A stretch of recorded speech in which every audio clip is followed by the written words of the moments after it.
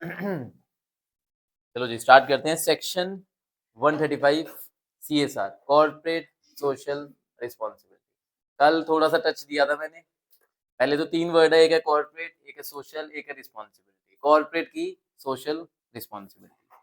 अब एक कंपनी है, अगर बिजनेस कर रही है, पैसा किसने लगाया है? शेयर होल्डर्स ने। तो शेयर होल्डर को कुछ मिल रहा है या नहीं मिल रहा है? राइट्स मिल रहे हैं, वोटिंग राइट मिल रहा है, डिविडेंड राइट मिल रहा है। लेकिन जब वो कंपनी काम कर रही है, बिजनेस कर रही है, तो क्या वो सोसाइटी का भी यूज कर रही है, नहीं कर रही है? क्या वो हवा ले रही है? क्या वो पानी ले रही है? क्या वो हर चीज ले रही है, नहीं ले रही है? क्या उसकी वजह से सोसाइटी का कुछ नुकसान हो रहा है, नहीं हो रहा है? क्या नुकसान हो रहा है?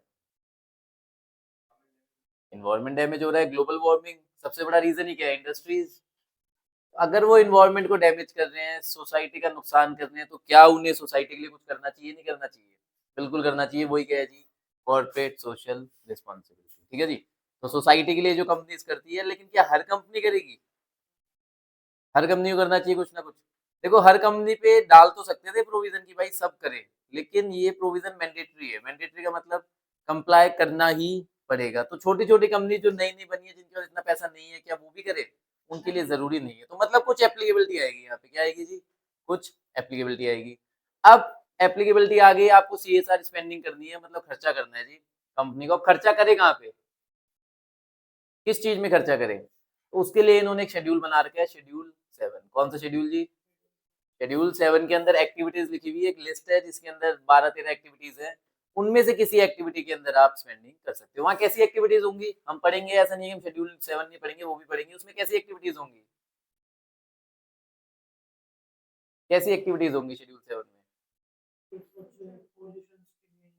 इन्वायरमेंट के कंट्रोल के लिए आप कुछ करो, और क्या फ्री एजुकेशन दो आप, क्या पुअर्टी को खत्म करो, साफ पानी, हाँ पब्लिक लिए, सोसाइटी के लिए, हेल्थ केयर में, इंफ्रास्ट्रक्चर में कुछ डेवलपमेंट कराओ आप, और कुछ भी।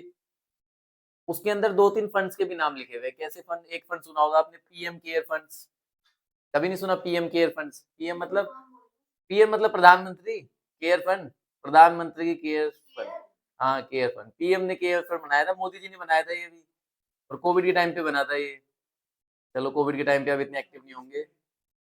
ये तो सुना होगा, क्लीन गंगा अभियान ऐसे करके कुछ था। स्कीम सी, इसमें एक फंड भी बनाया गया था कि पैसा डालो ताकि क्या हो, गंगा की सफाई हो। हाँ उसमें जा रही थी। तो वो फंड के नाम भी लिखे हुए हैं कि आप चाहो तो पैसा उस फंड के अंदर भी डाल सकते हो। जितना CSR आपको खर्चा करना है ना, या तो आप खर्चा कर दो, या क्या करो, उस फंड के अंदर भी डाल सकते हो। तो वो सब कहाँ लिखा हुआ है? शेड्यूल 7 में लिखा हुआ है। तो अगर आपको CSR स्पेंडिंग करनी है, तो कौन सी एक्टिविटीज करनी है? शेड्यूल 7 वाली ही करनी है। ठीक है जी। CSR का मतलब समझ आ गया? Corporate social responsibility. धीरे चलो जी आगे बढ़ते हैं। 1956 में ऐसा कोई प्रोविजन नहीं था। 1956 में CSR का कोई प्रोविजन नहीं था। जिसको भलाई करनी है अपनी मर्जी से करे, चैरिटी करनी है अपनी मर्जी से करे, कोई प्रोविजन नहीं था। 2013 आया, 135 डाला गया। 135 के अंदर क्या लिखा कि आपको CSR करना पड़ेगा। ठीक है जी। The corporate as a legal person use variety of other capital in blend with economic capital provided by shareholder to make revenue, earn profit, ensure survival and register growth. क्या कह रहा है? Corporate बहुत सारी Capitals का use करता है with economic capital provided by share holder. कुछ पैसा शेयर होल्डर्स देते हैं, कुछ कैपिटल वो क्या है, सोसाइटी की भी यूज करता है। तो उससे वो क्या करता है? प्रॉफिट कमाता है जी। Hence instead of being responsible only toward front fund providers. तो खाली शेयर होल्डर की तरफ रिस्पांसिबिलिटी नहीं है, आपकी रिस्पांसिबिलिटी किसकी तरफ है? स्टेक होल्डर्स की तरफ है, पूरी सोसाइटी की तरफ है जी। including the society within which it exists and operate, even to the environment। environment की भी भलाई करनी है, क्यों? under the concept of triple bottom line। वो आपने सुना होगा, ट्रिपल पी। सुना है कभी? ट्रिपल पी, प्लेनेट पीपल ऐसे करके होता है एक। नहीं नहीं, प्लेनेट पीपल और एक पी पता नहीं और क्या था। तो आपको हर चीज की भलाई करनी है, लोगों की भी करनी है, प्लेनेट की भी करनी है, मतलब इन्वायरमेंट का भी ध्यान रखना है। और पी तीसरा था प्रॉफिट। आपको प्रॉफिट भी कमाना है, पीपल का भी ध्यान रखना है, और प्लेनेट का भी ध्यान रखना है। ठीक है जी। In India become torch bearer for rest of the world by giving legal mandate to CSR by incorporating legal provision regarding same as section 135 of the companies act 2013। कैसे टॉर्च बियर बना?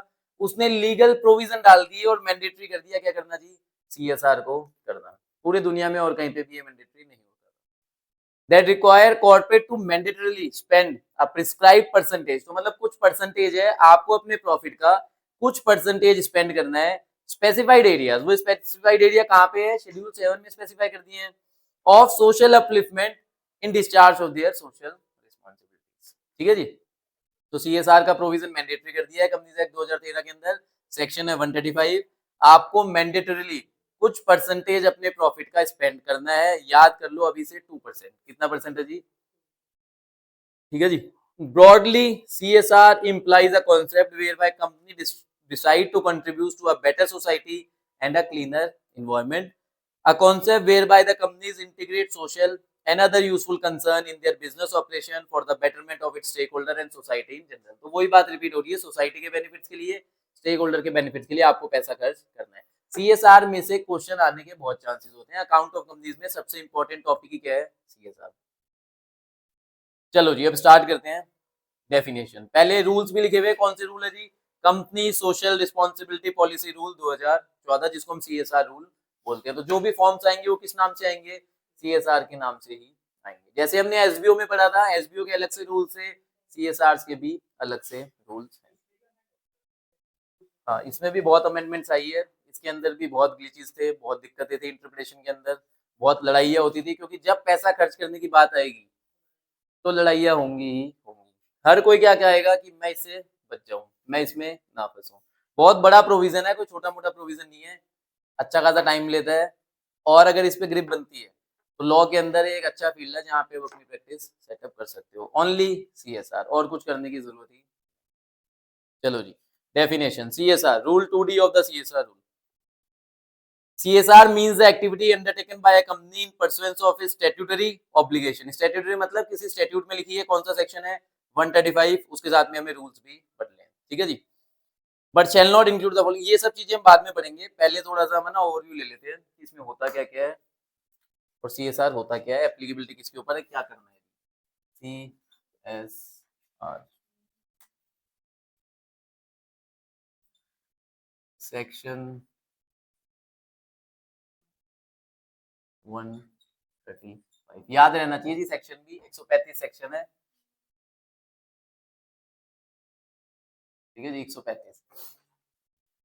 तो सबसे पहले बात करते हैं जी, सीएसआर किसके ऊपर एप्लीकेबल है, किसके ऊपर एप्लीकेबल है। आगे आ जाओ, page number 9.46, net worth turnover net profit, तीन तीन लिमिट है जी, क्या क्या लिमिट है, नेटवर्थ, टर्नओवर, नेट प्रॉफिट। क्या हुआ, तीनों के बीच में लिखा हुआ है, और तीनों के बीच में क्या लिखा हुआ है, और नेटवर्थ लिखा हुआ है जी 500 करोड़, टर्नओवर लिखा हुआ है जी 1000 करोड़, नेट प्रॉफिट लिखा हुआ है जी 5 करोड़। कितना लिखा हुआ है जी, 5 करोड़।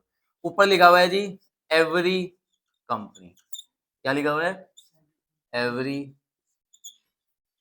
कंपनी, हर कंपनी के ऊपर एप्लीकेबिलिटी है। किसके ऊपर एप्लीकेबिलिटी है, सारी कंपनीज के ऊपर एप्लीकेबिलिटी है, कोई प्राइवेट हो, पब्लिक हो, सेक्शन 8 हो, ओपीसी हो, कोई लेना देना नहीं है। एवरी कंपनी जिसकी नेटवर्थ कितने से ज्यादा हो गई, 500 करोड़ से ज्यादा हो गई, या इक्वल टू भी लगाया हुआ है, 500 करोड़ होगी तो भी फंस गया। फिर लिखा हुआ है और टर्नओवर 1000 करोड़ या 1000 करोड़ से ज्यादा, या नेट प्रॉफिट 5 करोड़ या 5 करोड़ से ज्यादा, तीनों में किसी में भी फंस गए तो आप सीएसआर में फंस गए। अब क्वेश्चन आता है, सर ये देखने कब की है, नेटवर्थ कब की देखनी है, टर्नओवर कब का देखना है, नेट प्रॉफिट कब का देखना है, इमीडिएटली प्रीसीडिंग फाइनेंशियल,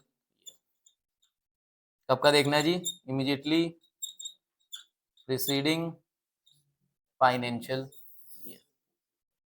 देखो आज ये ना ऐसा लिखा हुआ है इमीडिएटली प्रीसीडिंग फाइनेंशियल ईयर, आज से पहले ये ऐसा नहीं होता था, आज से पहले ये ऐसा नहीं होता था। इससे पहले क्या होता था कि पिछले 3 सालों में, 3 सालों में लिमिट देखनी है आपको, कितने सालों में लिमिट देखनी है, 3 साल। अगर एक भी में भी फंस गए तो आपको सीएसआर करना पड़ेगा। 3 सालों में मतलब एग्रीगेट नहीं, 3 में से किसी में भी आप फंस गए, पिछले 3 सालों में एक में भी फंस गए तो सीएसआर पे फंस गए आप। तो इसका इम्प्लीकेशन क्या आता था, इसका इम्प्लीकेशन क्या आएगा कि यहाँ पे मैं प्रीसीडिंग फाइनेंशियल ईयर की जगह क्या लिख दूं, प्रीसीडिंग 3 फाइनेंशियल, तो इसका इम्प्लीकेशन क्या आएगा? ये अब तो यही रेलिवेंट है, मैं आपको पहले की बात बता रहा हूँ कि पहले क्या होता था, तो उससे क्या इम्प्लीकेशन आएगा, उसका क्या इफेक्ट आएगा? अगर मैं यहाँ पे लिख दूं, हाँ हाँ, मतलब ड्रॉबैक क्या चीज आएगी, उसका क्या इफेक्ट आएगा? अगर CSR once applicable for 3 years, CSR once applicable for 3 years, एक बार लग गया तो कितनी बार, कितने सालों के लिए लग जाएगा? 3 सालों के लिए लग जाएगा। अब वो सब प्रोविजन नहीं है, अब क्या लिखा हुआ है? खाली पिछले साल में लिमिट देखनी है। अगर आज मेरे को CSR चेक करना है तो मेरे को खाली पिछला साल देखना है, क्या पिछले सालों में इस लिमिट में फंस रहा हूँ या नहीं फंस रहा हूँ। पहले क्या होता था, पिछले में भी देखो, उससे पिछले में भी देखो, और उससे पिछले में भी देखो। तो अगर एक बार मैं फंस गया तो क्या 3 साल तक करना पड़ेगा, नहीं करना पड़ेगा? बिल्कुल करना पड़ेगा। ठीक है जी। तो इसीलिए अब ये लिमिट हटा दी है, इतना स्ट्रिक्ट नहीं रहे, तो एक हिसाब से क्या कर दिया है, थोड़ा लीनियंट कर दिया है।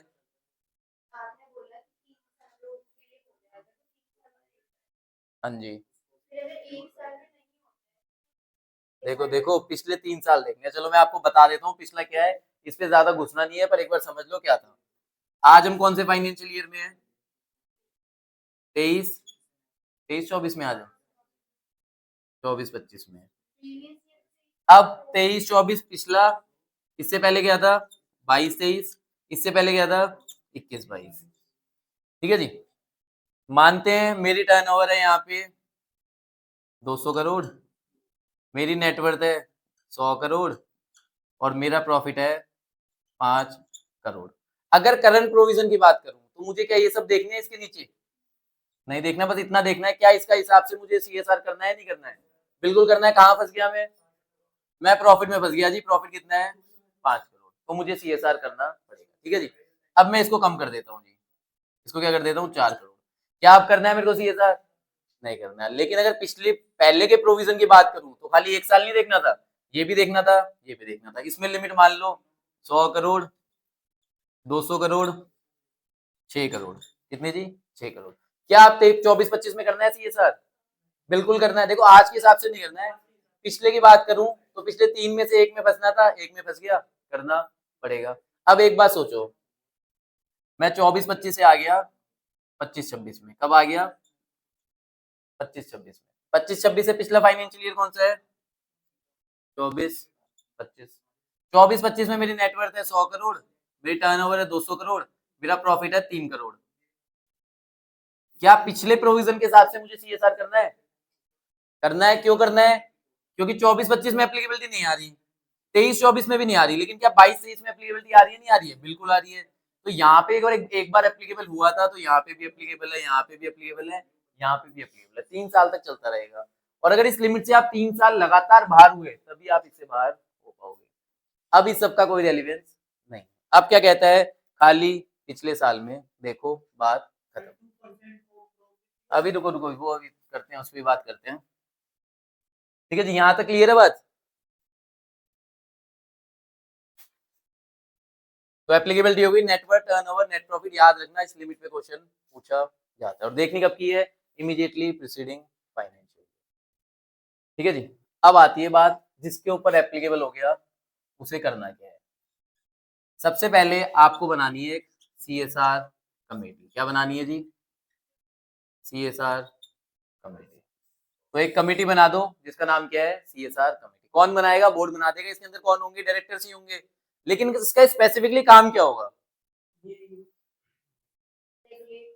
मतलब कंपनी में सब कुछ मैनेज कौन करेगा कि भाई CSR कहाँ करना है, कितना रुपया खर्च करना है, किस हिसाब से खर्च करना है, वो सब कौन बताएगा? कमेटी। किसको बताएगी? ये बोर्ड को बताएगी। खर्चा एड डाउन कौन करेगा? बोर्ड ही करेगा। तो एक CSR कमेटी आपको बनानी पड़ेगी अगर आप इस लिमिट में फंस गए। इसकी भी एक एक्सेप्शन है, वो हम आगे बुक से देखेंगे। फिर आगे बढ़ते हैं। कमेटी बन गई जी, उसके बाद करनी है आपको स्पेंडिंग। क्या करनी है? क्या करनी है जी? स्पेंडिंग करनी है। कितनी स्पेंडिंग करनी है? 2% of average net profit of preceding 3 financial year. क्या कह रहे हैं जी? खर्चा कितना करना है आपको? 2%। कितना खर्च करना है जी? 2%। 2% किसका निकालोगे? एवरेज नेट प्रॉफिट किसका निकालोगे जी? एवरेज नेट प्रॉफिट कितने साल का? पिछले 3 फाइनेंशियल ईयर का आपको एवरेज निकालना है और उसका 2% खर्च करना है। क्लियर है यहाँ तक? अभी बुक में नहीं घुसेंगे ज्यादा, अभी यहाँ पे याद करने की कोशिश करेंगे। 2% average net profit of preceding 3 financial year. इसके लिए एवरेज निकालने के लिए 3 साल लेना पड़ेगा। वहां पे एप्लीकेबिलिटी के लिए खाली 1 साल देखना है, लेकिन एवरेज निकालने के लिए 3 साल देखना पड़ेगा। मतलब कैसे? कम हम है अभी कब 24-25 में, मैंने एप्लीकेबिलिटी देखनी है, मैं 23-24 का नेटवर्क टर्नओवर प्रॉफिट चेक कर लूंगा, मेरे को एप्लीकेबिलिटी मिल जाएगी, मेरे ऊपर हो गया एप्लीकेबल। अब मुझे करना है खर्चा, तो मैं क्या निकालूं? पिछले 3 साल 23, 24, 22, 23 एंड 21, 22, ये 3 फाइनेंशियल ईयर है मेरे। एक के अंदर प्रॉफिट 5 करोड़, एक के अंदर प्रॉफिट 10 करोड़, एक के अंदर प्रॉफिट 5, 10, 5 करोड़ या 15 करोड़। ठीक है जी, ये मेरा प्रॉफिट है। अब मुझे स्पेंडिंग निकालनी है तो क्या करना पड़ेगा? पहले तो इन तीनों का क्या लेना पड़ेगा? एवरेज। तो कितना हो गया ये? 15 और 10, 25, 25 और 5, 30 डिवाइडेड बाय अच्छा 10 आएगा। 3 तो कितना आ गया जी? 10 करोड़ इंटू में 2% कितना हो गया? 20 लाख। क्या दिक्कत है कंपनी को? 5 करोड़, 10 करोड़, 15 करोड़ कमा रही है, पिछले साल 5 करोड़ कमाए हैं, 20 लाख खर्च दो, कोई दिक्कत नहीं है। खर्चेंगे कहाँ पे इसको? खर्चेंगे कहाँ पे? सीएसआर कमेटी डिसाइड करेगी कौन सी एक्टिविटीज होगी, जो कहाँ लिखी हुई है शेड्यूल 7 के अंदर। क्लियर है यहाँ तक? यहाँ तक कहानी क्लियर है? अब दूसरी बात, पिछले साल में लॉस था 5 करोड़, क्या 5 करोड़ का लॉस है? एप्लीकेबिलिटी आ सकती है? क्यों नहीं आ सकती? एप्लीकेबिलिटी क्यों नहीं आ सकती? एप्लीकेबिलिटी के लिए 3 कंडीशन है, net worth, turnover, net profit. Net profit तो नहीं है उसका, लेकिन क्या नेटवर्थ या टर्नओवर नहीं हो सकती ज्यादा, और तीनों में से एक कंप्लाई होना चाहिए, और लिखा हुआ है तीनों के बीच में। नेटवर्थ है जी 600 करोड़, एप्लीकेबिलिटी आ गई, एवरेज कैसे निकालोगे भाई? इसको माइनस करना पड़ेगा। एवरेज क्या आएगी फिर? 15 और 10, 25 में से माइनस 5 कितना बचा? 20 डिवाइडेड बाय 3 कितना आ गया? नहीं 16 लाख नहीं, पहले कितना आ गया यार? कैलकुलेशन करवाओगे क्या? 6.67 इंटू में 2% कितना आ गया? 16 तो अभी भी नहीं आया, ये भी नहीं आया, गलत है ये। 6.67 इंटू में 2%, 20 करो, 25 क्यों कर रहे हो? 10 और 15 25, 25 में से 5 गए, तीनों का एवरेज लेना है ना, ये नेगेटिव हो गया ना, तो नेगेटिव को माइनस कर दो। 10, 15, 25, 25 में से 5 गए 20, 20 का डिवाइड बाय 3 6.67 इंटू में 2 13 पॉइंट समथिंग आएगा, 13.333 जो भी है। तो ये आपकी कैलकुलेशन रहेगी। तो अगर लॉस है तो एवरेज में लॉस को लेना है। ठीक है जी, उसके बाद थोड़ी सी और कहानी आगे बढ़ाते हैं। यहाँ तक क्लियर है? यहाँ तक कोई दिक्कत किसी को? ठीक है, एप्लीकेबिलिटी समझ आ गई। खर्चा कितना करना है? एक सीएसआर कमेटी बनानी है। खर्चा कहाँ पे करना है? शेड्यूल 7 की एक्टिविटीज में करना है। अब किसी को कोई क्वेश्चन, कुछ डाउट अभी तक जो पढ़ा है उसके अंदर आ रहा हो, या ढूंढो, कोशिश करो कि कुछ आना चाहिए, आना चाहिए। नहीं आ रहा है तो आप अभी उठे नहीं हो ढंग से, 12 से ऊपर हो चुका है टाइम, पर अभी भी आप उठ नहीं पाए हो, तो भाई थोड़ा फोकस करो कि यहाँ पे क्या दिक्कत लग रही है, क्या किसी को कोई डाउट आ रहा है? नहीं आ रहा है तो डाउट बनाओ।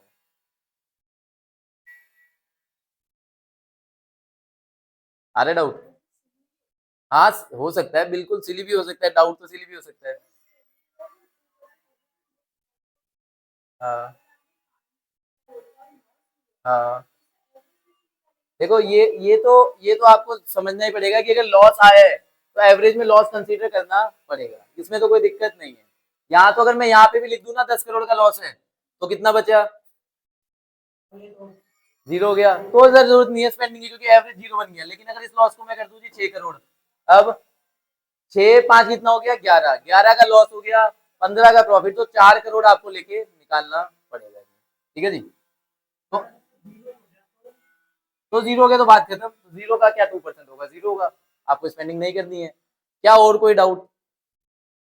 यहाँ पे क्या लिखा हुआ है? 2% of average net profit of preceding 3 financial year. हाँ हाँ हाँ, यही तो सुनना चाह रहा था मैं। हाँ, अब जो कंपनी है अभी अभी इनकॉर्पोरेट हुई है, कब इनकॉर्पोरेट हुई है, मतलब उसे 3 साल अभी नहीं हुए हैं, तो क्या करोगे, बस यही लॉ मेकर ने लिख दिया। तो अगर आपकी कंपनी को 3 साल नहीं हुए हैं तो क्या लिख दिया जी, सच, एवरेज ही लेनी है आपको, 2% of average net profit of such preceding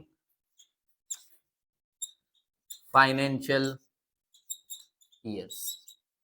ठीक है जी, क्या लिख दिया जी, सच प्रीसीडिंग फाइनेंशियल ईयर। अगर 3 फाइनेंशियल ईयर नहीं हुए हैं, मान लेते हैं पिछले कितने फाइनेंशियल ईयर है, अभी है मैं 24-25 में, कंपनी का 21-22 था ही नहीं, क्योंकि कंपनी बनी कब थी, कंपनी बनी कब थी, 22-23 के अंदर। जब कंपनी 22-23 में बनी है तो 2 ही साल हुए हैं, तो अब एवरेज कैसे निकालेंगे, तो 10 करोड़ माइनस 5 करोड़ बचा कितना, 5 करोड़, 5 करोड़ डिवाइड बाय 3 करूं या 2 करूं, किसी को लग रहा हो 3 करूं, 2 ही करूं ना, तो बिल्कुल जी 2 ही करूंगा, कितना करूंगा, 2 ही करूंगा, क्योंकि क्या लिखा हुआ है, average of such preceding financial. तो 5 करोड़ डिवाइडेड बाय 2 कितना आ गया जी, अरे 5 लाख आ गया, 2.5 करोड़ आया ना, ये तो 2.5 करोड़ का 2% कितना आया है, 5 लाख। क्या चाहते हो मैं यही पे लिख दूं 5 लाख सीधा, फिर 2% लूं, तो डायरेक्ट आंसर देते हो। क्लियर है जी यहाँ तक कहानी। Applicability 2% of average net profit of preceding 3 financial year या सच प्रीसीडिंग फाइनेंशियल ईयर। अब किसी को और खतरनाक और बहुत ही खतरनाक डाउट आना चाहिए, मतलब ऐसा डाउट कि जो मेरे को आता था अपने टाइम पे जब मैं पढ़ता था, मैं आपसे एक्सपेक्ट कर रहा हूँ। हाँ मैं बहुत, चलो छोड़ो अपनी तारीफ नहीं करनी चाहिए ज्यादा, लेकिन यहाँ पे आपको एक डाउट और आना चाहिए, वो ऐसा डाउट होना चाहिए जिसमें हो सकता है आज तक लोग प्रैक्टिकल लाइफ में कंफ्यूज हो और वहां पे गलती कर रहे हो। बुक के अंदर कुछ नहीं है, बुक में पढ़ने की जरूरत नहीं है, जो लिखा हुआ है यही लिखा हुआ है। चलो आपको फिर भी एक बार बुक रेफर करवाते हैं, बुक रेफर करवाना भी जरूरी है। आप आ जाओ जी पेज नंबर, फिर बच्चे बोलेंगे हमें लॉ नहीं पढ़वाया था, पेज नंबर 9.4 9.50, ठीक है जी 9.50, ठीक है जी। यहाँ पे क्या दिया हुआ है, subsection 5 6 read with rule 4 7 and 10 of CSR. क्या कह रहा है, the board of every company referred in subsection 1 where CSR committee required to be constituted. ये जो सबसेक्शन 1 है ना, यहाँ पे ये एप्लीकेबिलिटी दी हुई है, यहाँ पे क्या दी हुई है, एप्लीकेबिलिटी दी हुई है, जिसके ऊपर एप्लीकेबल है उसे क्या बनानी है, सीएसआर कमेटी बनानी है। ये हम अभी वापस पढ़ लेंगे। क्या कह रहा है, shall ensure that company spend, company को क्या करना है जी, स्पेंड, क्या करना है जी, spend in every financial year, हर फाइनेंशियल ईयर के अंदर कितना, 2% of average net profit of the company made during 3 immediately preceding financial years. यहां तक क्लियर है, कितना खर्चा करना है जी, पिछले 3 सालों का एवरेज नेट प्रॉफिट का 2%। फिर क्या बोल रहा है ब्रैकेट में, इसको बाद में देखेंगे ब्रैकेट वाले को, where the company has not completed the period of 3 financial year, जहां पे 3 फाइनेंशियल ईयर पूरे नहीं हुए हैं, since its incorporation the company shall spend in every financial year at least 2% of average net profit of the company made during such immediately preceding financial years in pursuance of its CSR policy। तो ये भी समझ आ गया। अगर incorporation से 3 साल नहीं हुए तो क्या कर लो जी, एवरेज ले लो, किसका एवरेज ले लो, जितने साल आपने हुए, हमारी केस में कितने साल हुए थे, 2 साल हुए थे, हमने क्या ले लीजिए, एवरेज ले लीजिए, और एवरेज में डिवाइड बाय कितना किया मैंने, 2 किया, क्योंकि 2 ही साल थे। क्लियर है यहाँ तक, बस इतना ही पढ़ाना था, इसी में आपको एक बढ़िया डाउट निकल के आना चाहिए।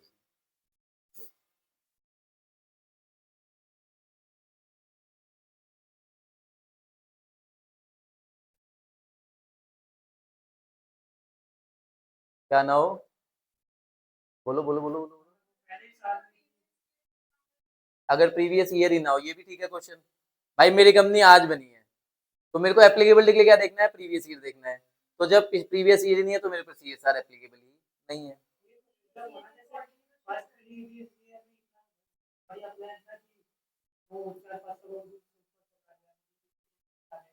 मतलब लिमिट्स में आने के लिए 1 साल तो निकलना चाहिए ना, 1 साल निकल गया, अगले में आ गया।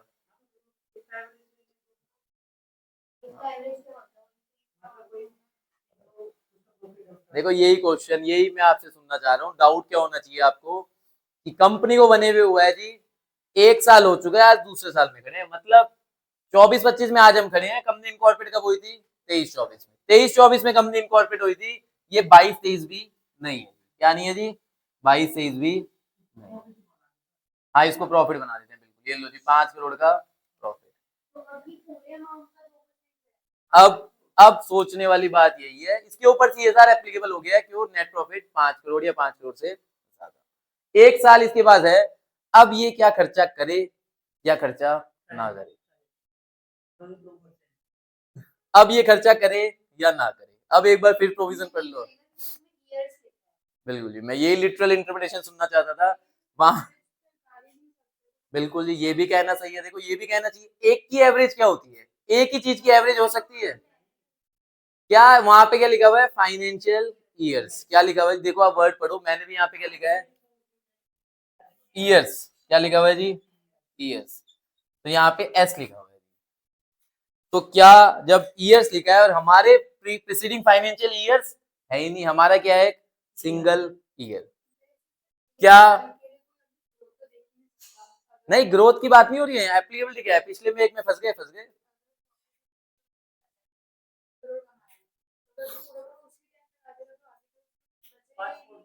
5-2% तो ले रहे, कितना होता है 5 करोड़ का? 10 लाख। अगर मुझे कोई 5 करोड़ दे, हाँ 1 साल में मैंने 5 करोड़ कमाए, अगर मुझे 10 लाख रुपए खर्चने हैं, मुझे कोई दिक्कत नहीं है। मेरे को तो 5 करोड़ जहां बोलोगे वहां 10 लाख खर्च दूंगा मैं, कोई दिक्कत नहीं है। अब क्वेश्चन ही आता है, देखो जिसके ऊपर ये एप्लीकेबिलिटी उसे क्या करना है? कमेटी बनानी है। जिसके ऊपर ये एप्लीकेबिलिटी उसे क्या करनी है? सीएसआर स्पेंडिंग करनी है। क्या इस कंपनी को, जिसका एक ही फाइनेंशियल ईयर है, जिसका प्रॉफिट 5 करोड़ हो गया है, क्या इसको कमेटी बनानी पड़ेगी? अभी जितना पूछा गया है, कमेटी तो बनाएगा। क्या करेगा जी? कमेटी बनाएगा। क्या स्पेंडिंग करेगा? किसी को लग रहा है कि करेगा स्पेंडिंग?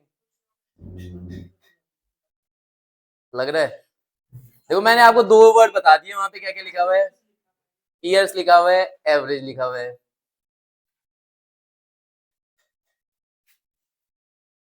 लेकिन कुछ बच्चे होते हैं जो क्या होते हैं? डीट बच्चे होते हैं। एक बार बोल दिया सर करेंगे तो स्पेंडिंग करनी पड़ेगी। कुछ होते हैं कि नहीं जी, क्या?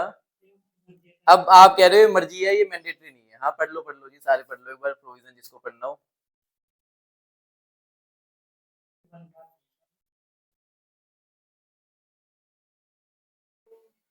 करेंगे। कह रहे सर जो आपने डायलॉग बोला डीड बच्चों वाला, वहां से हमें थोड़ा लग रहा है कि स्पेंडिंग करनी चाहिए।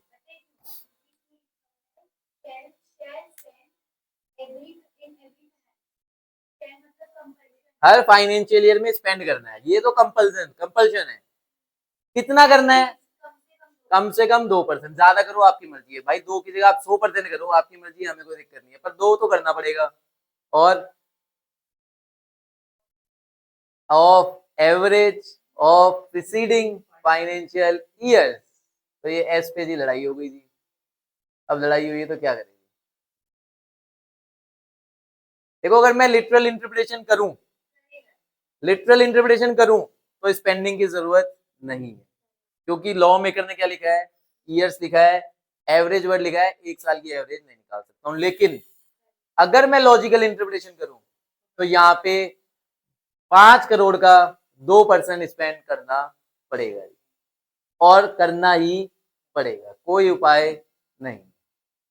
हमारा general clause interpretation of statute बोलता है, जहां पे ईयर लिखा हुआ है उसको आप ईयर्स भी पढ़ सकते हो, जहां पे ईयर्स लिखा हुआ है उसको आप ईयर भी पढ़ सकते हो। और एक और बात, एमसीक्यू के इस पे एफएक्यूज आ चुके हैं। क्या आ चुके हैं? एमसीए के एफएक्यूज आ रखे हैं। एफएक्यू समझते हैं क्या होता है? Frequently asked question. तो मिनिस्ट्री के जब फ्रीक्वेंटली आस्क्ड क्वेश्चन है उसमें आंसर्स लिखे हुए हैं, उसमें क्या लिखा हुआ है? उन्होंने वर्ड पता है कैसे लिखा है? फाइनेंशियल, नहीं, उन्होंने बहुत चालबाजी दिखाई। एस को डाल दिया जी ब्रैकेट में। एस को कहाँ डाल दिया? ब्रैकेट में। तो ब्रैकेट का मतलब क्या है? अगर ईयर है तो ईयर ले लो, ईयर्स है तो ईयर्स ले लो। क्लियर है जी कहानी? तो यहाँ पे भी स्पेंडिंग करनी पड़ेगी। हो सकता है फ्यूचर में कोई क्लैरिफिकेशन वगैरह आ जाए कि मना कर दे, एट प्रेजेंट स्पेंडिंग करनी पड़ेगी। क्लियर है यहाँ तक? तो एप्लीकेबिलिटी क्या हो गई? 500 करोड़, 1000 करोड़, 5 करोड़, 500,000 5। खर्चा कितना करना है? 2% of average net profit of preceding 3 financial year. अगर 3 फाइनेंशियल ईयर नहीं है तो जितने फाइनेंशियल ईयर है उसका एवरेज ले लो। 2 का ले रहे हो तो डिवाइडेड बाय 2, 1 का ले रहे हो तो डिवाइडेड बाय 1। अगर एक ही है फाइनेंशियल ईयर तब। उसके बाद में सीएसआर कमेटी तो जैसे ही एप्लीकेबिलिटी लगी कमेटी बनानी पड़ेगी, कमेटी बनानी पड़ेगी। यहाँ तक क्लियर है सबको? स्पेंडिंग करेंगे कहाँ? शेड्यूल 7 के अंदर, वो हम आगे पढ़ लेंगे उसके अंदर क्या क्या एक्टिविटीज होती है। जब फोटो ले रहे हो तो थोड़ा सा मेरे को भी ऐसे करके ले लो। ठीक है जी, ले लो जी। मैक्सिमम क्या है? देखो 2% मिनिमम है, 2% क्या है? मिनिमम है। अब कंपनी कह रही है मैं 50% खर्च करूंगी। कितना? भाई तू चैरिटी करना चाहती है, 50% कर। 100% कर दे तो सारा प्रॉफिट दे दे 5 करोड़। हो सकता है कोई सीता की तरह कोई दिल वाले हो, धनवान आदमी हो, लो 5 करोड़। पहले मैं खुद के लिए कमा लूं, चैरिटी वैरिटी बाद में देखेंगे, इन्वॉल्वमेंट बाद में देखेंगे। अब एक चीज और है जी यहाँ पे, क्या? चलो इसको हटा देते हैं। लो जी फटाफट लो। आज मैंने लग रहा है मैं कोई बढ़िया चार्ट बना ही दिया है फाइनली, कि बच्चे आज फोटो लेने पे मजबूर हो गए। राइटिंग आज अच्छी लिख दी है थोड़ी सी। राधे जी बहुत ज्यादा। ठीक है जी, यहाँ तक क्लियर है कहानी? शेड्यूल 7 वाला मैं रब कर रहा हूँ क्योंकि हमें पता है स्पेंडिंग कहाँ होगी, शेड्यूल 7 में होगी। स्पेंडिंग कहाँ होगी जी? यही लिख देता हूँ, स्पेंडिंग कहाँ होगी? शेड्यूल 7। चलो जी, एक और निकाल देते हैं इसमें लाइन। अब जो आप बात बार बार बोले जा रहे हो वो मुझे करवानी पड़ेगी जी, सेटअप। क्या लिख दिया जी? सेटअप। अगर किसी ने ज्यादा स्पेंडिंग कर दी है, क्या कर दी है जी? ज्यादा। करना कितना है? मिनिमम 2%, मैंने 5% कर दी, तो मुझे क्या मिल जाएगा? सेटअप मिल जाएगा। मतलब अगले साल उसको एडजस्ट कर सकता हूँ। कितने सालों तक एडजस्ट कर सकता हूँ? 3 सालों तक। कब तक कर सकता हूँ जी? 3 ईयर्स। इसके ऊपर कुछ और भी 1-2 पॉइंट्स हैं जो हमें कंप्लाई करने पड़ेंगे, जो हम रूल्स के अंदर पढ़ लेंगे। अभी के लिए सेट ऑफ कर सकता हूँ अगले 3 सालों तक। ठीक है जी, यहाँ तक क्लियर है? अगली बात, अगली बात भाई, जो खर्चा करना था खर्चा नहीं किया, जो स्पेंडिंग करनी थी वो स्पेंडिंग नहीं करी थी। अब क्या होगा? Non compliance. पहले कहते हैं जी आपको क्या करना है जी? एक्सप्लेन करो बोर्ड रिपोर्ट में। क्या करो? एक्सप्लेन करो इन बोर्ड रिपोर्ट। बोर्ड रिपोर्ट पढ़ के आए हैं अभी, सेक्शन 134 बोर्ड रिपोर्ट का सेक्शन क्या है? 134। तो बोर्ड रिपोर्ट के अंदर आपको क्या करना है जी? एक्सप्लेन करना है कि आपने खर्चा क्यों नहीं किया है। जब ये सीएसआर आया था स्टार्टिंग फेज में क्या चलता था? कंप्लाई और एक्सप्लेन। क्या करो जी? या तो कंप्लाई करो या क्या कर दो? कहाँ एक्सप्लेन कर दो? बोर्ड रिपोर्ट में। बस इतनी बात थी, कंप्लाई और एक्सप्लेन। अब क्या कहता है जी? एक्सप्लेन तो करो ही करो, पर पैसा तो देना पड़ेगा। क्या करना पड़ेगा जी? पैसा तो देना पड़ेगा। या तो फाइनेंशियल ईयर में खर्च कर दो। आपको एक बात समझ आ रही है यहाँ तक? ये जो खर्चा करने का टाइम कितना मिल रहा है ये भी समझना बहुत जरूरी है। खर्चा करने के लिए टाइम कितना मिल रहा है? नहीं नहीं नहीं, ऐसा कुछ नहीं है। कहाँ पढ़ा हमने 3 साल खर्चा करने का टाइम मिल रहा है? ये कहाँ बोला मैंने 6 महीने है? देखो आज मैं खड़ा हूँ 24-25 में, मेरे को एप्लीकेबिलिटी देखनी है। 24-25 जब शुरू हुआ है, मेरे को चेक करना है क्या मेरे ऊपर सीएसआर एप्लीकेबल है या नहीं है। क्या देखूं? 23-24 देख लूंगी। 23-24 में नेटवर्क टर्नओवर या प्रॉफिट क्या लिमिट से बाहर तो नहीं जा रहा? लिमिट से बाहर जा रहा है तो मेरे पास खर्चा करने का कितना टाइम है? पूरा 24-25। पूरा क्या टाइम है? 24-25। देखो 24-25 में खर्चा करना है। अगर 24-25 में खर्चा नहीं किया तो 24-25 की बोर्ड रिपोर्ट में लिखूंगा, जो कब बनेगी? 25-26 में। बोर्ड रिपोर्ट तो अगले साल बनेगी ना। तो 24-25 में खर्चा करना है। 24-25 में अगर खर्चा नहीं किया तो बोर्ड रिपोर्ट में लिखना है। नहीं अभी रुको रुको रुको, 24-25 में क्या करना है? खर्चा करना है। खर्चा किसके अंदर करना है? वही शेड्यूल 7 की एक्टिविटीज के अंदर करना है। अगर खर्चा नहीं किया, खर्चा करने का मतलब क्या है? कंपनी अपनी जेब से कोई प्रोजेक्ट या कोई प्रोग्राम कर रही है, खर्चा कर रही है। या तो एजुकेशन दे रही है फ्री, स्कूल्स में कुछ इंफ्रास्ट्रक्चर लगा दिया, हेल्थ केयर में कोई इंफ्रास्ट्रक्चर लगा दिया, ऐसा काम कंपनी कर रही है। खर्चा करना है कब? 24-25 के अंदर अंदर। 24-25 में खर्चा नहीं हुआ क्या छोड़ देंगे आपको? नहीं। अब यहाँ पे क्या बोल देंगे कि अब आपको खर्चा नहीं करना है, आपको क्या करना है? ट्रांसफर करना है। क्या करना है जी? ट्रांसफर। देखो खर्चा होता है स्पेंड, ट्रांसफर का मतलब है सीधा पैसा जितना है दे दो जी। कहाँ दे दो? वो जो मैंने आपको 3 फंड्स बताए थे ना, शेड्यूल 7 के अंदर फंड्स लिखे हुए हैं, सीधा उस फंड के अंदर उतने का उतना पैसा डाल दो। क्या कर दो? सीधा उनके अंदर पैसा डाल दो। जब आप खुद खर्च कर रहे हो तो आपके पास ऑप्शन है, आप ही सारा काम करोगे, लेकिन जब आप फंड में डाल दोगे तो क्या आपके हाथ में कोई कंट्रोल है? नहीं जी, पूरा का पैसा आपको डालना पड़ेगा। कितने महीने के अंदर? जैसे ही फाइनेंशियल ईयर पूरा हो, 6 महीने के अंदर सारा पैसा कहाँ चला जाएगा? फंड के अंदर ट्रांसफर हो जाएगा। क्लियर है यहाँ तक? देखो अभी भी सीएसआर में ये बोलूंगा कि अभी भी काफी चीजें इसके अंदर बाकी है, अभी भी बहुत चीजें अधूरी है।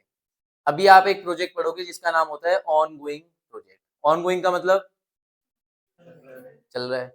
मैंने बोला जी मैं स्कूल बनवाऊंगा, क्या बनवाऊंगा? 24-25 में मेरे पास ऊपर सीएसआर लग गया, 24-25 में मेरे पे क्या लग गया? सीएसआर लग गया। मेरे को स्कूल बनाना है, क्या 1 साल में बन जाएगा स्कूल? ज्यादा टाइम लगेगा ना 1 साल से। तो इस प्रोजेक्ट को क्या बोल देंगे? On going project. जो 1 साल से ज्यादा चलता है उसको क्या बोलते हैं हम? On going project. उसमें मैक्सिमम टाइम दिया हुआ है 3 साल का। कितना मैक्सिमम टाइम दिया हुआ है? 3 साल में आपको पूरा खर्चा पूरा कर देना है। कौन से केस में? On going project. जिस फाइनेंशियल ईयर में लगा ना, उसके आने वाले अगले 3 सालों में आपको प्रोजेक्ट कंप्लीट कर देना है, मतलब 3 साल से ज्यादा का टाइम। अब ऑनगोइंग प्रोजेक्ट है, कौन सा प्रोजेक्ट है जी? ऑनगोइंग प्रोजेक्ट है। तो क्या ऑनगोइंग प्रोजेक्ट के अंदर ही जैसे फाइनेंशियल ईयर पूरा हुआ, मैंने खर्चा पूरा नहीं किया तो क्या फंड में डाल दूंगा? नहीं जी, उसके लिए कितना टाइम मिला हुआ है? अगले के 3 साल और मिले हुए। उसके बाद अगर नहीं पूरा हुआ तो कहाँ डालूंगा? फंड के अंदर डालूंगा। समझ आ रही है जी कहानी? एक प्रोजेक्ट क्या है, 24-25 में ही पूरा हो रहा है, तो अगर 24-25 में पूरा हो रहा है तो सारा खर्चा कहाँ हो जाना चाहिए? 24-25 में ही हो जाना चाहिए। 24-25 में नहीं हुआ तो जैसे ही 25 खत्म हुआ आपको कहाँ डालना है? फंड के अंदर डाल देना। अब आप खर्चा नहीं कर सकते हो। ऑनगोइंग प्रोजेक्ट है, 1 साल से ज्यादा मतलब 3 साल तक आगे चल रहा है, उस केस में फंड में ट्रांसफर करने की जरूरत नहीं है। लेकिन अगर 3 साल में भी आपने खर्चा पूरा नहीं किया तो कहाँ डालना पड़ेगा? फंड में डालना पड़ेगा। अलग अलग टाइमलाइन है, वो टाइमलाइन अभी देख लेंगे। क्लियर है यहाँ तक?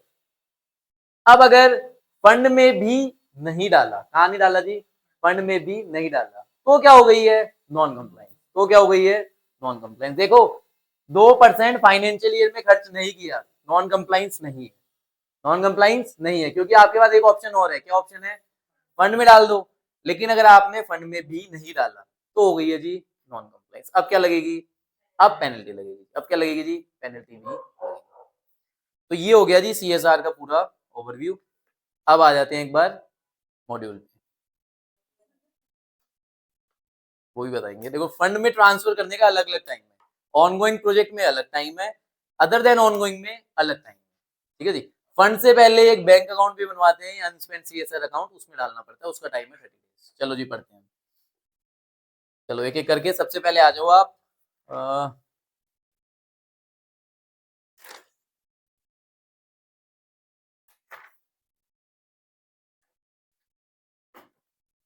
Subsection 1, companies that require to constitute CSR committee and composition, page number 9.46, page number 9.46। पढ़ना है? क्यों नहीं पढ़ना? पर अभी नहीं पढ़ना है, थोड़ी देर में पढ़ेंगे। अभी पूरा नहीं पढ़ा जी, पढ़ेंगे उसको भी एक बार फिर से। Criteria that mandate the constitution of CSR committee. किसको सीएसआर कमेटी बनाने की जरूरत है? A company shall constitute a CSR committee of the board if during the immediately preceding financial year, क्या लिखा हुआ है जी? During immediately preceding financial year, पिछले साल में क्या हुआ जी? Having net worth 5 करोड़ या 5 करोड़ से ज्यादा, टर्नओवर 1000 करोड़ या 1000 करोड़ से ज्यादा, या नेट प्रॉफिट 5 करोड़ या 5 करोड़ से ज्यादा। तीनों कंडीशन के बीच में क्या है? और है आपको क्या बनानी पड़ेगी? सीएसआर कमेटी बनानी पड़ेगी। As per rule 3(1), every company including its holding company, subsidiary company and a foreign company defined under clause 42 of section 2 having its branch office or project office in India which fulfill the criteria specified in subsection 1 shall comply with the provision of section 135 of the act and the rules। चाहे holding company हो, चाहे subsidy company हो, चाहे foreign company हो, चाहे private company हो, चाहे public company हो, चाहे ओपीसी हो, चाहे सेक्शन 8 कंपनी हो, अगर इस क्राइटेरिया में फंस गए आपको सीएसआर का सेक्शन 135 कंप्लाई करना पड़ेगा। आपको कमेटी भी बनानी पड़ेगी और आपको स्पेंडिंग भी करनी पड़ेगी। क्लियर है यहाँ तक? होल्डिंग कंपनी के ऊपर एप्लीकेबल है तो क्या सब्सिडी के ऊपर भी एप्लीकेबल है? होल्डिंग कंपनी के ऊपर है तो क्या सब्सिडी के ऊपर भी एप्लीकेबल है? बताओ जी, बताओ, फटाफट बताओ। होल्डिंग के ऊपर एप्लीकेबल है तो क्या सब्सिडी के ऊपर भी एप्लीकेबल है? एक हाँ, क्या लिखा हुआ है? देखो, हर कंपनी की सेपरेट लिमिट चेक करोगे आप। होल्डिंग, सब्सिडी, क्या दोनों सेपरेट लीगल एंटिटी है या नहीं है? तो होल्डिंग की लिमिट अलग देखो, सब्सिडी की लिमिट अलग देखो। सब्सिडी के लिए उसके साल देखो ना, पिछले साल में कितना था। तो होल्डिंग के ऊपर एप्लीकेबल है तो जरूरी नहीं है सब्सिडी के ऊपर एप्लीकेबल हो। ठीक है जी, तो ये जरूरी नहीं है। Further, proviso to rule 3(1) of CSR rule state a company having amount balance in unspent corporate social responsibility as per this एक बार इसको छोड़ेंगे, आगे आएंगे। नेटवर्थ और टर्नओवर कहाँ डिफाइंड है जी? Clause 57 and 91 of section 2। Turnover आपको पता होगी क्या होता है? क्या होता है जी टर्नओवर? जो टोटल सेल्स करी है वो क्या टर्नओवर। नेटवर्थ क्या होती है? सेल्स हो जाती है टर्नओवर। नेटवर्थ क्या होती है? एसेट्स वगैरह की वैल्यू। क्या फॉर्मूला पता है किसी को नेटवर्थ का? कैसे कैलकुलेट करते हैं नेटवर्थ? 12th में पढ़ के आए हो यार, उधर क्या देख रहे हो? 12th में पढ़ के आए हो नेटवर्थ तो? क्यों नहीं था? नेटवर्थ तो बहुत बेसिक चीज है। Assets minus liability. अगर असेट्स में से लायबिलिटी माइनस कर दूं बैलेंस ही आ जाएगा, जीरो। मैं अच्छा, उसमें आप क्या बोल रहे हो? कैपिटल को बाहर कर दे। तो फॉर्मूला क्या होता है? Assets minus outside liability. क्या होता है जी? Outside liability. बाहर की जो लायबिलिटी है उसको माइनस करना है। या फिर कौन सा पोर्शन ले लो आप? खाली जो कैपिटल का जो पोर्शन होता है ना, जिसमें आपका प्रॉफिट और रिजर्व्स वगैरह आ जाते हैं, तो capital plus profit and reserves वगैरह ले लो तो वो भी हो जाता है। लेकिन इसमें इतना भी काफी नहीं है, इसमें और भी चीजें माइनस होती है। जैसे कि क्या? Fictitious asset. कौन से होते हैं जी वो आपके? ये जो आप प्रीपेड एक्सपेंसेस कर देते हो, प्रीपेड इंश्योरेंस कर देते हो। प्रीपेड एक्सपेंसेस मान लो या प्रीपेड फिक्टिशियस एसेट मान लो, दोनों माइनस होंगे। प्रीपेड एक्सपेंसेस भी माइनस होंगे और फिक्टिशियस एसेट भी माइनस होंगे। ठीक है जी, ये सारे माइनस हो जाते हैं। फिर आपकी क्या आती है? नेटवर्थ। क्या क्वेश्चन आपको नेटवर्थ निकालने के लिए कहेगा? कभी नहीं कहेगा जी, नेटवर्थ बताएगा, टर्नओवर भी बताएगा। एक चीज और लिख लो जी, यहाँ पे जो प्रॉफिट देखना है ना आपको, वो प्रॉफिट किसके हिसाब से देखना है? सेक्शन 198। किसके हिसाब से देखना है जी? सेक्शन 198। अब सेक्शन 198 कोर्स में तो है नहीं, सीए के कोर्स में सेक्शन 198 मैंने बोल दिया तो लिख लो। नेट प्रॉफिट डिफाइंड है 2H of CSR rule. CSR rules में वहां क्या लिखा हुआ है? वहां ये लिखा हुआ है नेट प्रॉफिट सेक्शन 198 के हिसाब से करना है। 198 किसका? कंपनीज एक्ट का। एक प्रॉफिट आप निकाल दो पीएनएल के अंदर, आपको लगता है यही फाइनल प्रॉफिट है, लेकिन सीएसआर के लिए वो फाइनल प्रॉफिट नहीं है। उसके अंदर भी 198 के अंदर कुछ एडजस्टमेंट दी हुई है, वो एडजस्टमेंट करनी पड़ेगी। वो एडजस्टमेंट करने के बाद जो प्रॉफिट आएगा उसके हिसाब से आपको कैलकुलेशन करनी। चलो जी, इलस्ट्रेशन 7 पढ़ो जी एक बार। इलस्ट्रेशन 7 और एक ऊपर और लिखा हुआ है फॉरेन कंपनी। फॉरेन कंपनी में 198 नहीं लग रहा है, कौन सा सेक्शन लग रहा है? 381। ये 381 जब हम वो पढ़ेंगे ना, कंपनीज इनकॉर्पोरेटेड आउटसाइड इंडिया, तब देखेंगे क्या होता है। इलस्ट्रेशन 7, एबीसी लिमिटेड, टर्नओवर कितनी है जी? 1000 करोड़ से ज्यादा in each of the preceding 3 financial year and having incurred a loss in one of the preceding financial year will be required to constitute CSR committee। क्या कमेटी बनानी है? बिल्कुल बनानी है जी। टर्नओवर में फंस गया है, बिल्कुल बनानी पड़ेगी। क्लियर है जी? एक्सेप्शन अब आ गई है, कमेटी कब नहीं बनानी है। According to subsection 9 where the amount to be spend. हाँ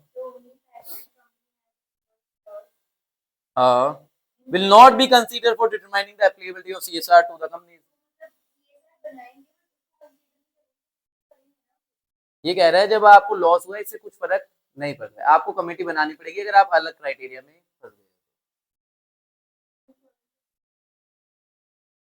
बिल्कुल जी, 198 अदर देन फॉरेन कंपनीज है। फॉरेन कंपनीज के लिए 381 है, क्योंकि वो बैलेंस शीट वगैरह 381 के हिसाब से बनाते हैं।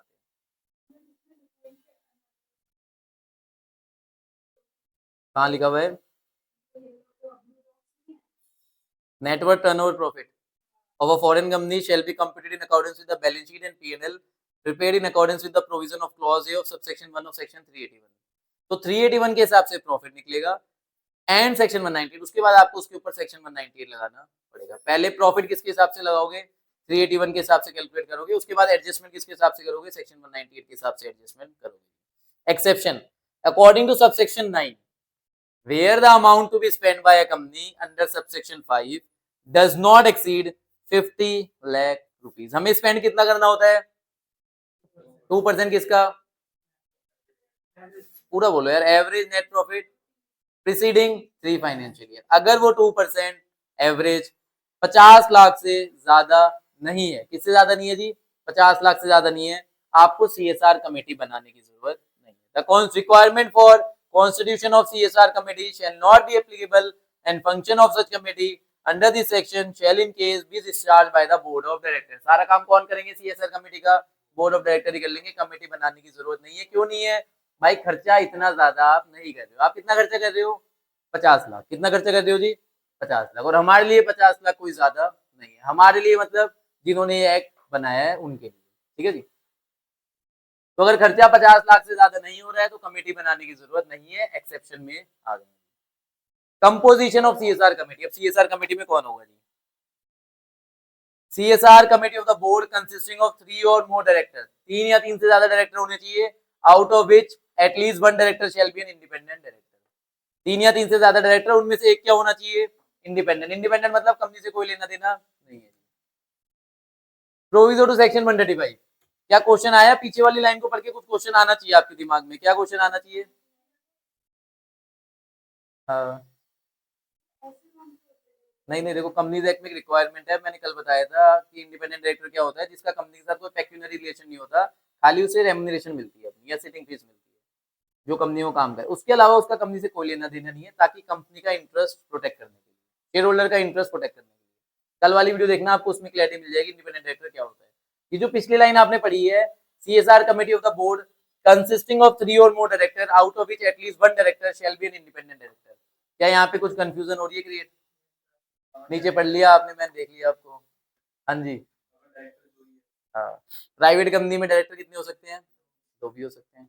तो अब CSR कमेटी में 3 कहाँ से लाएंगे, क्या एक और अपॉइंट करे, नहीं जी, where a company covered under section 135 but it is not required to appoint an independent director. देखो इंडिपेंडेंट डायरेक्टर की रिक्वायरमेंट सबके ऊपर नहीं है, बड़ी कंपनी के ऊपर है। तो अगर आपको आईडी अपॉइंट नहीं करना है, it shall have in CSR committee 2 और more director without independent director. तो 2 या 2 से ज्यादा डायरेक्टर आप रख सकते हो, इंडिपेंडेंट डायरेक्टर की जरूरत नहीं है। फिर आता है प्राइवेट कंपनी, ओनली 2 डायरेक्टर, उस केस में board shall constitute its CSR committee with 2 such director. Private company के अंदर कितने डायरेक्टर डालोगे, 2 डाल दो, 2 से कमेटी बना दो।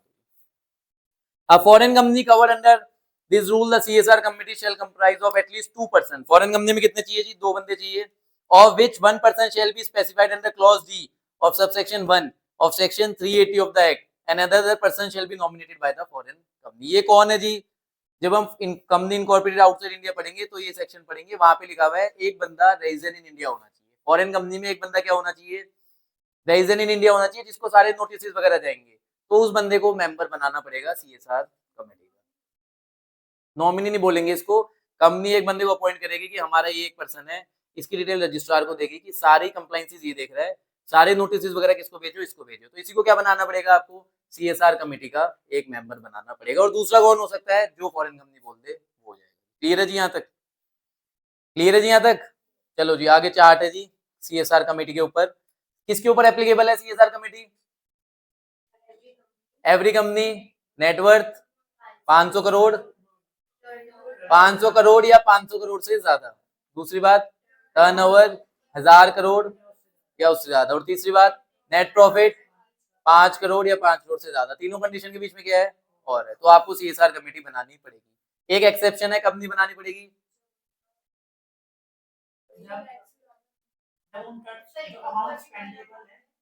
जो अमाउंट स्पेंडेबल है वो 50 लाख से ज्यादा नहीं, नॉट एक्सीडिंग 50 लाख। क्या लिखा हुआ है, नॉट एक्सीड 50 लाख। तो 50 लाख हो तो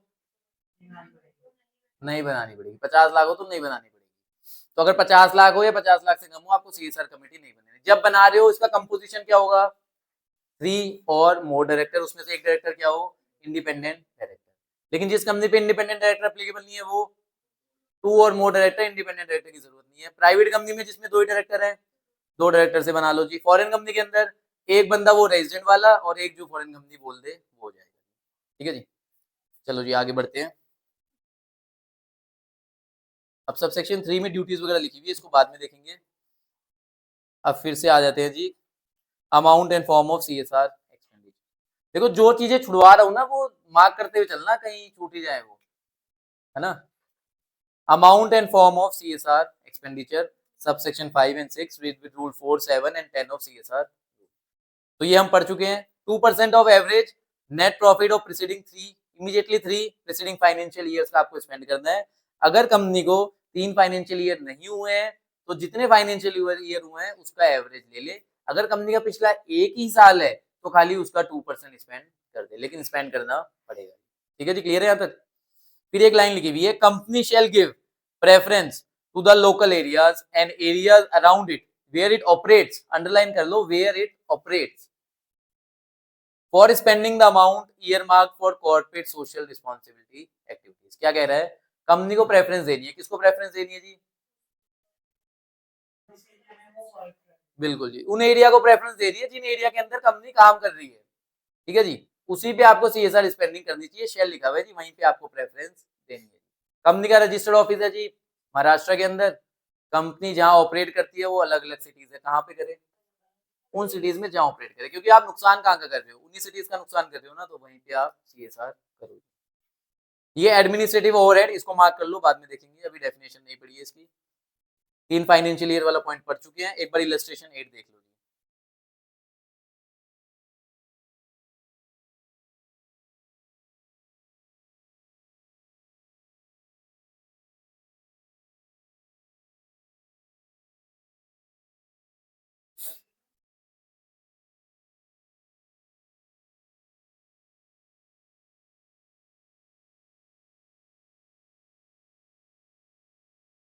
20 करोड़ 38 करोड़ दो ही सेम ही है।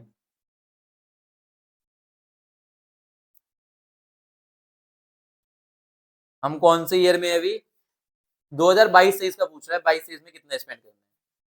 तो 22-23 से पीछे फाइनेंशियल ईयर कौन सा है जी? 21-22 और 20-21 दो ही दे रखे हैं, मतलब दो ही है। तो 20 करोड़ 38 करोड़, तो दो का एवरेज निकालना पड़ेगा। कितना हो गया जी? 20 और 38 58 डिवाइडेड बाय 2 कितना हो गया जी? 29 करोड़। 29 करोड़ का 2% 58 लाख, तो ये आ गया जी। हाँ, तो एवरेज निकालना मत भूलना, एवरेज निकाल के फिर इनटू में 2%,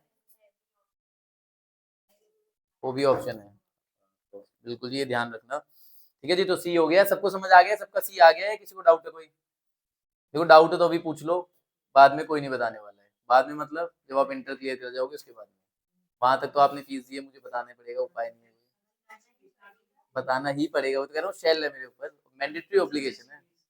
कंसल्टेंसी फीस लगेगी, उसके बताया सब जाएगा, लेकिन फीस लगेगी। ठीक है जी। Surplus arising out of CSR activity. Any surplus arising out of the CSR activity shall not form part of the business profit of a company. क्या CSR एक्टिविटी से कुछ सरप्लस निकल के आ सकता है? हाँ, नहीं तो नॉन कंप्लाइंस हो गई ना फिर तो। वो तो आपको पैसा ट्रांसफर वो तो करना ही करना है, 2% तो स्पेंड करना ही करना है। भाई ज्यादा कर दिया तो उसको बोलूंगा एक्सेस, उसको क्या बोलूंगा? Excess, not surplus. हाँ, अगर मैंने CSR में कोई ऐसी एक्टिविटी करी है कि वहां से मुझे कोई प्रॉफिट जनरेट हो गया। भाई मैंने बोला मैं बनवा रहा हूँ स्कूल, क्या बना रहा हूँ जी? स्कूल बना रहा हूँ। मुझे 10 करोड़ रुपए स्पेंड करने थे CSR के अंदर, 2% कितना बन रहा था? 10 करोड़। अब 10 करोड़ पूरा स्कूल में लगाना है मुझे, मैंने पूरा 10 करोड़ स्कूल में लगा दिया। अगर मैं 12 करोड़ लगा रहा हूँ, दिस इज एक्सेस। ये क्या है जी? एक्सेस। इसका मुझे सेट ऑफ मिल जाएगा। अगर मैं कम लगा रहा हूँ 10 करोड़ से, तो जो वो नॉन कंप्लाइंस है जी, आपने कम खर्चा है, आपको 10 करोड़ तो खर्च नहीं करना था, मैंने खर्चा जी 10 करोड़ पूरा, कंप्लाइंस हो गई। अब मैंने जब स्कूल बनाया ना, मैंने वहां बोला कि भाई कोई भी बच्चे का एडमिशन लो ना, वैसे तो फ्री एजुकेशन है, पर 100 रुपए की पर्ची काटते रहना सबकी। ठीक है जी, तो एक रिकॉर्ड मेंटेन रहे। नॉमिनल अमाउंट रख दिया, जैसे आप हॉस्पिटल्स में देखते हो, वो एक कार्ड बनवा लेते हैं जी, चाहे गवर्नमेंट में जाओ या कहीं पे जाओ, वो 50-100 रुपए ले लेते हैं। वो 50-100 रुपए क्या हो सकता है? सरप्लस हो सकता है। वो सरप्लस क्या बिजनेस प्रॉफिट है? नहीं जी, वो क्या है जी? CSR में ही डाल देना है, वापिस वापिस स्पेंड कर देना है, या फिर उस फंड के अंदर डाल देना है, या फिर अनस्पेंड CSR अकाउंट के अंदर डाल देना है। ठीक है जी। अभी जो नीचे लिखे हुए हैं ना आपको, transfer such surplus to a fund या transfer to unspent CSR account. ये अभी थोड़ा सा समझ नहीं आएगा, इस पे वापस आऊंगा मैं। अभी के लिए सरप्लस समझ आ गया। तो सरप्लस जो है वो आपका बिजनेस प्रॉफिट नहीं बनेगा, वो सीएसआर का ही सरप्लस है, वो सीएसआर में ही लगेगा। क्या इसका सेट ऑफ मिलना चाहिए आपको? देखो मेरे को स्पेंड करना था 10 करोड़, मैंने 10 करोड़ रुपए स्पेंड करे, वहां से 1 करोड़ की कमाई हो गई मुझे, वहां से क्या हो गई? 1 करोड़ की कमाई हो गई। 10 करोड़ स्पेंड करना था, 1 करोड़ की कमाई हो गई, 1 करोड़ क्या हो गया? सरप्लस। 1 करोड़ का क्या करूं मैं भाई? इसको भी मैं खर्चा ही करूं सीएसआर में, इसको भी मैं क्या करूं? सीएसआर में खर्चा करूं। मैंने इसको भी सीएसआर में खर्च कर दिया। इस साल मैंने कितना खर्च कर दिया? 11 कर दिया ना मैंने। क्या ये 1 करोड़ का सेटअप ले लूं? चाहे फंड में, देखो अभी समझाऊंगा, फंड वगैरह भी समझाऊंगा, अभी के लिए जो सिचुएशन है उसे समझो। 10 करोड़ का सीएसआर करना था, करा खर्चा, 1 करोड़ की कमाई हो गई, वहां से सरप्लस आ गया, ये 1 करोड़ भी वापस खर्चा कर दिया, अब खर्चा हो गया 11 करोड़। क्या 1 करोड़ का सेट ऑफ मिलेगा अगले साल? नहीं मिलेगा जी। ये तो मेरे को सरप्लस मिला है भाई, इससे कोई सेट ऑफ नहीं मिलने वाला है। सेट ऑफ किससे मिलता है? अगर आप अपनी जेब से ज्यादा खर्च करोगे तभी सेट ऑफ मिलेगा, सरप्लस का कोई सेट ऑफ नहीं। अभी तो समझाया एक्सेस और सरप्लस। नहीं जी, बिल्कुल नहीं होता। इंग्लिश में तो क्या पता 2 वर्ड सिमिलर हो सकते हैं, लेकिन लॉ में कभी सिमिलर नहीं हो सकते। पर ये एक्सेस और सरप्लस तो इंग्लिश में भी सिमिलर नहीं है। एक्सेस का मतलब होता है ज्यादा, सरप्लस का मतलब होता है कुछ वापस आ रहा है आपको। एक्सेस का मतलब आप ज्यादा कर रहे हो, सरप्लस का मतलब आपको मिल रहा है वापस। चलो जी, where the company spend in excess to minimum prescribed CSR amount. अगर 2% से ज्यादा कर दिया तो क्या होगा? If the company spend an amount in excess of the requirement provided under this section, such company may set off such excess amount against the requirement to spend up to immediately succeeding 3 financial year. कब तक set of मिलेगा जी? 3 साल। अगर आने वाले 3 सालों में set of नहीं लिया, खत्म जी, कोई सेट ऑफ नहीं मिलेगा। सब्जेक्ट टू कंडीशन, मैंने आपको बोला ही था कि ये कंप्लीट नहीं है, इसमें 2 कंडीशन और है। क्या कंडीशन है? The excess amount available for set of shell not include the surplus. इसमें क्या इंक्लूड नहीं करेंगे? अभी बताया सरप्लस क्या होता है, सरप्लस इंक्लूड नहीं होगा। The board resolution shall pass to the effect. जब भी आपको क्या कराना है, सेट ऑफ कराना है, तो क्या पास करना पड़ेगा? बोर्ड रेजोल्यूशन पास करना पड़ेगा। क्लियर है जी? यहाँ तक बढ़िया लग रहा है सी सर? चलो जी बढ़िया जी, अभी तक बढ़िया लग रहा है तो बढ़िया जाएगा। अब आ गया जी, where the company fails to spend minimum prescribed CSR amount subsection 6। अगर आपने प्रिस्क्राइब्ड अमाउंट स्पेंड नहीं किया तो क्या होगा? स्पेंड का मतलब क्या है? खर्चा। खर्चा खर्चा खर्चा है। स्पेंड का मतलब क्या है? खर्चा। और खर्चा कब करना है? उसी फाइनेंशियल ईयर में करना है जिस फाइनेंशियल ईयर में एप्लीकेबल हुआ है। 24-25 में एप्लीकेबल हुआ है तो 24-25 में खर्चा कर सकता हूँ आपके हिसाब से। चलो अभी बाद में पूछूंगा ये क्वेश्चन, चलो आगे बढ़ते हैं। अभी इसको पढ़ने के बाद पूछूंगा। The board shall specify the reason for not spending the amount in board report. आपको रीजन क्या बताना है? बोर्ड रिपोर्ट में बताना है कि मैं खर्चा क्यों नहीं कर पाया फाइनेंशियल ईयर के अंदर। क्लियर है यहाँ तक? अंडर सेक्शन 134 सबसेक्शन 3 क्लॉज ओ। कल ही पढ़ा है, तो आप नहीं पढ़ा तो आप वापस वीडियो देख लेना, वहां पे आपको मिल जाएगा। एंड थोड़ा वीडियो को भी प्रमोट करना होता है ना, तो इसलिए ऐसी बातें करनी पड़ती है। Where the unspent amount relates to project other than ongoing project. Word क्या आ गया जी? मतलब ऑनगोइंग नहीं है, ये एक ही साल में पूरी हो जाने चाहिए। ऑनगोइंग क्या है? जो लंबे चलेंगे। अभी ऑनगोइंग की डेफिनेशन भी हम पढ़ लेंगे। अभी किसकी बात कर रहे हैं? अदर देन ऑनगोइंग, मतलब 24-25। तो 24-25 में ही सारा खर्चा हो जाना चाहिए, तो ये क्या है? Other than ongoing. Then such unspent amount shall be transfer to a fund specified in schedule 7 within a period of 6 months of the expiry of the financial year। जैसे ही फाइनेंशियल ईयर खत्म हुआ, मतलब 31 मार्च 2025 आया, वहां से 6 महीने के अंदर मुझे पैसे का क्या करना है? फंड में डाल देना है। कौन से फंड में? जो शेड्यूल 7 में स्पेसिफाइड है। देखो शेड्यूल 7 में ना एक्टिविटीज भी बताई हुई है और फंड्स भी बताए हुए हैं। एक्टिविटीज का मतलब जो आप खुद कर सकते हो एक्टिविटीज, फंड का मतलब सीधा पैसा गवर्नमेंट के अकाउंट। कंपनीज क्या करना चाहेगी? क्या खुद खर्चा करना चाहेगी या सीधा गवर्नमेंट वाले फंड में डालना चाहेगी? अगर कोई खुद बोल रहा है तो रीजन पता होना चाहिए, खुद क्यों? उससे क्या मिलेगा? मतलब ये तो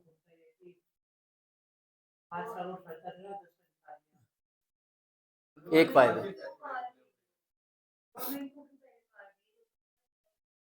भाई, मेरे को इतना पैसा, मेरे पास 10 करोड़ रुपए है, या तो मैं इसे खर्च करूं या मैं सीधा फंड में डाल दूं, दोनों में मेरी कंप्लायंस हो रही है ना। इजी क्या है? खुद करना, खर्चा करना इजी है। भाई खुद करने के लिए तो सब कुछ करना पड़ेगा, सेटअप वगैरह। नहीं, हमें मिले ना मिले, हमारी कंप्लाइंस क्या है भाई, हमें या तो खर्चा कर दो या फंड में डाल दो। मेरे लिए भाई इजी तो सबसे बढ़िया क्या है, बैंक अकाउंट में डाली डिटेल किसकी, पीएम केयर फंड, सीधा पैसा 10 करोड़ पीएम केयर फंड के अंदर, कहानी खत्म। किसमें डाल दो? कौन सा अकाउंट? अभी तक पड़ा कोई अकाउंट? कुछ नहीं पड़ा ना। वो दूसरी बात है, वो बाद में देखेंगे। अभी क्या पड़ा है हमने, अगर अदर देन ऑनगोइंग है तो क्या करना है, या तो स्पेंड करो, स्पेंड नहीं किया तो फंड के अंदर डाल दो। कितने महीने में डाल दो फंड के अंदर? 6 महीने में। अब इजी क्या है भाई, मेरे लिए इजी तो फंड में डालना है, मेरे लिए इजी क्या है, फंड में डालना है। लेकिन बेनिफिशियल क्या है, एक्टिविटी करना। क्यों बेनिफिशियल है? एक तो सबसे बड़ा बेनिफिट है घपलेबाजी। सबसे बड़ा बेनिफिट क्या है? घपलेबाजी। 10 करोड़ के खर्चे को मैं 20 करोड़ दिखा सकता हूँ, मेरे हाथ में पावर है। अगर मैं तिगड़म वाला आदमी हूँ तो मैं दिखा दूंगा। दूसरी बात, अगर मैं मार्केट में 10 करोड़ रुपया खर्च रहा हूँ तो भाई इतनी वाह वाह होगी ना मेरी, मार्केट में वैल्यू, बंदे ने ये करा है जी, ये करा है, वो करा है। जैसे इन्फोसिस वाले हैं, या वो रिलायंस वाले देखते हो, टाटा इतनी चैरिटी करता है। रिलायंस का आपने देखा होगा, आईपीएल मैच होता है, मुंबई इंडियन का जब भी मैच होता है तो कुछ बच्चे, स्कूल के बच्चे वहां मुंबई इंडियन का मैच देखने आते हैं, सारे मुंबई इंडियन की टी शर्ट पहन के बैठते हैं, फ्री में आते हैं, पैसे देके थोड़ी आते हैं। वो उनको फ्री में एजुकेशन दे रही है, कौन? नीता अंबानी जी। तो जब वो फ्री में एजुकेशन दे रही है, वो क्या है, उनका सीएसआर विंग है। वो क्या है, उनका सीएसआर विंग है। तो वो कोई फ्री में नहीं दे रही है, उनके ऊपर लीगल मैंडेट है, उनको ये काम करना पड़ेगा, इसलिए वो फ्री में एजुकेशन दे रही है। फ्री में आईपीएल दिखाने भी उन्हें ले आती है। तो उससे क्या रिलायंस का नाम हो रहा है, नहीं हो रहा है? दिख रहा है, नहीं दिख रहा है सबको रिलायंस? तो यही होता है जी, ऐसे ही काम करते हैं सारे, खुद खर्चा करना प्रेफर करते हैं। लेकिन अगर खुद खर्चा करना है तो टाइम कितना है, खाली वो फाइनेंशियल ईयर है। अगर उस फाइनेंशियल ईयर में नहीं करा खर्चा तो सीधा कहाँ जाएगा, फंड में जाएगा पैसा जी, उसके अलावा कोई ऑप्शन नहीं। चलो जी, एक देखो, एक साल के अंदर तो आप चाहो तो फंड में भी डाल सकते हो। अगर एक साल में फंड में भी डाला, खर्चा स्पेंड भी नहीं किया, तो आपको फंड में डालना पड़ेगा अगले 6 महीने के अंदर।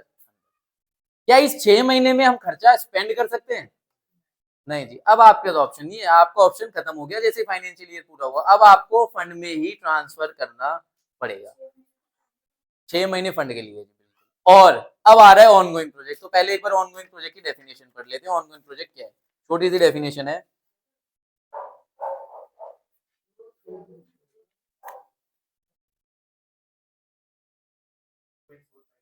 9.45 पे जी, ऑनगोइंग प्रोजेक्ट रूल 2 सब रूल 1 ऑफ सीएसआर रूल। चलो आ जाओ जी। नहीं नहीं, पूरा सीएसआर हो ही नहीं पाएगा आज। चलो जी, ऑनगोइंग प्रोजेक्ट क्या है? Ongoing project means a multi year project. Multi year का मतलब 1 साल से ज्यादा चलेगा। Page number 9.45। एक तो ये सोने वाला काम नहीं चलेगा क्लास के अंदर, इतना बढ़िया माहौल बना हुआ था बीच में से, सर पूरा सीएसआर पढ़ाओगे क्या? एकदम से रिदम ही तोड़ दिया। फिर उसके बाद 2 बार पेज नंबर बताया, फिर पूछ लिया page number. A multi-year project undertaken by a company in fulfillment of its CSR obligation, having timelines not exceeding 3 years. Multi-year भी कितना होना चाहिए? मैक्सिमम 3 साल। तो मल्टी-ईयर का मतलब क्या है, 1 साल से ज्यादा चलेगा जी हमारा प्रोजेक्ट, लेकिन मैक्सिमम कितना चलेगा? 3 साल। लेकिन 3 साल की भी कैलकुलेशन है। क्या कैलकुलेशन है? Excluding the financial year in which it was commence. अगर मैंने 24-25 में एक ऑनगोइंग प्रोजेक्ट स्टार्ट किया है तो मैं इसको कब तक चला सकता हूँ? 25-26, 26-27, 27-28, ये वाला साल आपको इंक्लूड नहीं करना है जिसमें आपने शुरू किया है। ठीक है जी, तो ये क्या होते हैं ऑनगोइंग प्रोजेक्ट, 1 साल से ज्यादा चलेंगे, मैक्सिमम कितने? अगले 3 साल तक। ये वाला साल आपको इंक्लूड नहीं करना है। अब दूसरा एक और लिखा हुआ है, and such project that was initially not approved as a multi year project. पहले वो मल्टी ईयर प्रोजेक्ट नहीं था, मतलब वो एक ही साल में पूरा होना था, 24-25 में ही पूरा होना था, लेकिन ड्यूरेशन हैज बीन एक्सटेंडेड। अब क्या हुआ है जी, उसका ड्यूरेशन बढ़ा दिया है बियॉन्ड 1 ईयर, 1 साल से ज्यादा। और जैसे 1 साल से ज्यादा बढ़ाया वो क्या बन गया? ऑनगोइंग। लेकिन लिखा हुआ है बाय द बोर्ड। कौन बढ़ाएगा? बोर्ड, मतलब board resolution on reasonable justification. क्या होनी चाहिए जी? रीजनेबल जस्टिफिकेशन होनी चाहिए कि हम इसको क्यों मल्टी ईयर बना रहे हैं। क्लियर है जी? मैंने स्टार्ट किया था इसी साल पूरा खर्चा करूंगा 24-25 में, मल्टी ईयर नहीं है, अदर देन ऑनगोइंग, अभी कर दूंगा। लेकिन जब करने लगा ना खर्चा, मुझे लगा यार अब तो पूरा नहीं हो पा रहा है, कुछ दिक्कतें आ गई हैं, बोर्ड रेजोल्यूशन पास करूं, रीजनेबल जस्टिफिकेशन दूं, इसको क्या बना दूं? ऑनगोइंग बना दो, उसी साल के अंदर बनाना पड़ेगा 24-25 में, ये नहीं है कि आप खत्म होने के बाद बना रहे हो, 24-25 में बनाना पड़ेगा। समझ आई जी कहानी। अब एग्जाम्पल 2 पढ़ो, आपको ज्यादा क्लैरिटी मिल जाएगी, पढ़ो जी फटाफट।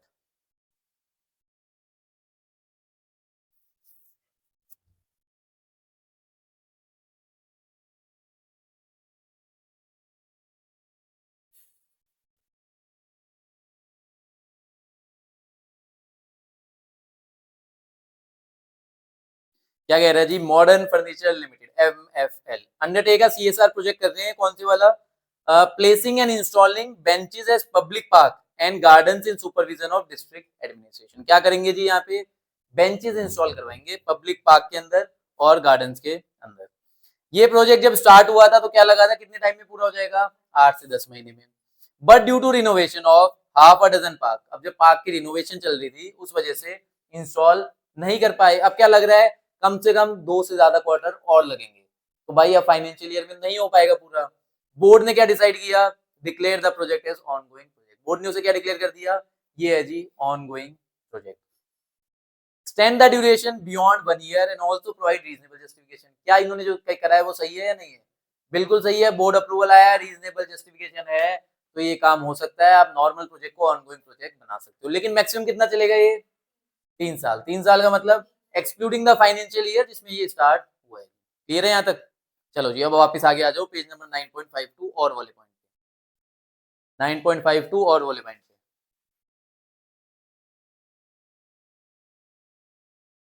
चलो जी बस लास्ट खत्म करते हैं।